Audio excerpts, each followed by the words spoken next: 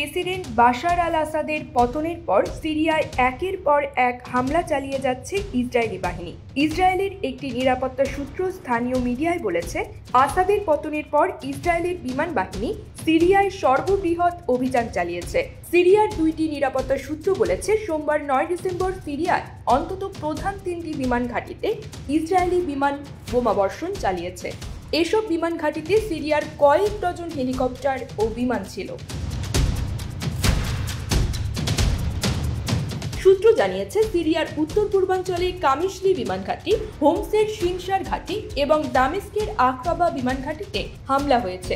এর আগে গত রোববার ইসরায়েল বিমান বাহিনী সিরিয়ার ক্ষেপণাস্ত্র ভান্ডার, আকাশ প্রতিরক্ষা ব্যবস্থা, কেমিক্যাল অস্ত্রাগার স্থাপনা, অস্ত্র উৎপাদন স্থাপনা এবং ট্যাঙ্ককে লক্ষ্য করে হামলা চালিয়েছে। টাইমস অব ইসরায়েলের প্রতিবেদনে বলা হয়েছে, গত রোববার থেকে ইসরায়েল সিরিয়ায় সামরিক স্থাপনায় হামলা চালিয়ে আসছে। ধারণা করা হচ্ছে অন্তত 250 বার হামলা হয়েছে। তবে পশ্চিমা গোয়েন্দা সূত্র বলছে, আসাদের পতনের পর সিরিয়ার সামরিক স্থাপনা লক্ষ্য করে অন্তত 300 হামলা চালিয়েছে ইসরায়েল। প্রতিবেদনে বলা হয়েছে, এমন গতিতে ইসরায়েল হামলা চালালে সিরিয়ার বিমান বাহিনী কয়েক দিনের মধ্যেই পুরোপুরি ধ্বংস হয়ে যাবে। ব্রিটেন ভিত্তিক ওয়ার মনিটর বার্তা সংস্থা AFP-কে বলেছে, শুধু সোমবারই সিরিয়ায় সামরিক স্থাপনায় শতাধিক হামলা চালিয়েছে ইসরায়েল।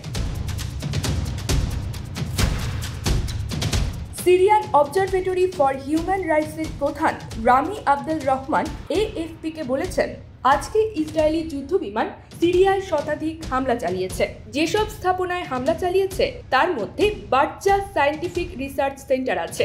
তিনি বলেছেন, আসাদ শাসনের সামরিক সক্ষমতা ধ্বংস করতে ইসরায়েল হামলার পরিমাণ বাড়িয়েছে। তবে এসব হামলা নিয়ে এখন পর্যন্ত কোনো মন্তব্য করেনি ইসরায়েলের প্রতিরক্ষা বাহিনী। News desk, UKBD Times.